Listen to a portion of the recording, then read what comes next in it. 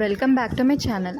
ఎప్పుడు ఒకే రకమైన పకోడీలే కాకుండా ఈసారి ఇలా పన్నీర్తో పకోడీ ట్రై చేయండి. చాలా టేస్టీగా ఉంటుంది, ఇంకా హెల్దీ కూడాను. మరి ఆ పన్నీర్ పకోడీ చేసుకోవడానికి ఇక్కడ నేను 2 పెద్ద స్పూన్స్తో శనగపిండిని తీసుకోవాలి, 1 స్పూన్ బియ్యం పిండి తీసుకోవాలి.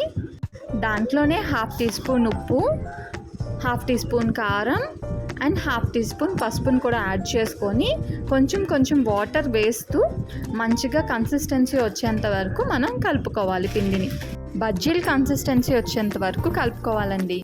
మీరు పన్నీర్ని ఎంత తీసుకుంటున్నారో దాన్ని బట్టి మనం పిండి ఎంత కావాలో మెజర్ చేసుకొని కలుపుకోవాలన్నమాట. నేను ఇక్కడ చాలా తక్కువ పన్నీర్నే తీసుకున్నాను, మీరు చూస్తున్నారు కదా. అలా తీసుకున్న పన్నీర్ని చిన్న పీసెస్గా కట్ చేసుకొని నేను ముందుగా కలిపి పెట్టుకున్న పిండిలో వేసేసుకున్నాను. అలా వేసేసుకొని మంచిగా ఒకసారి కలిపేసుకోండి. మొత్తం అంతా కూడా ప్రతి పన్నీర్ పీస్కి కోటింగ్ అయ్యేలాగా చూసుకోండి. ఇప్పుడు స్టవ్ ఆన్ చేసుకొని ఆయిల్ పెట్టేసుకొని అది మంచిగా కాగాక ఇలా నేను చూపిస్తున్నట్లు పన్నీర్ ముక్కల్ని అలా డిప్ చేసి ఆయిల్లో వేసేయండి. కోటింగ్ మంచిగా అయ్యేలాగా చూసుకోండి.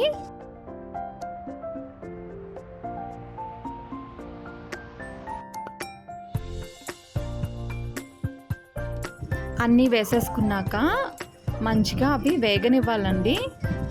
మనకి పచ్చివాసన అనేది రాకుండా మంచిగా ఆయిల్లో వేపుకోవాలి.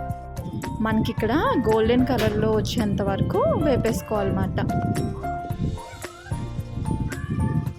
చాలా తక్కువ టైంలోనే ఇది అయిపోతుందండి, చాలా హెల్దీ కూడాను. చూడండి, నాకైతే మంచిగా కలర్ అయితే వచ్చేసింది. ఇలా కలర్ వచ్చినప్పుడు మనం తీసేసుకొని ప్లేట్లో వేసేసుకోవడమే. ఇంకా టొమాటో సాస్తో మీరు సర్వింగ్ అనేది చేసుకోవచ్చు.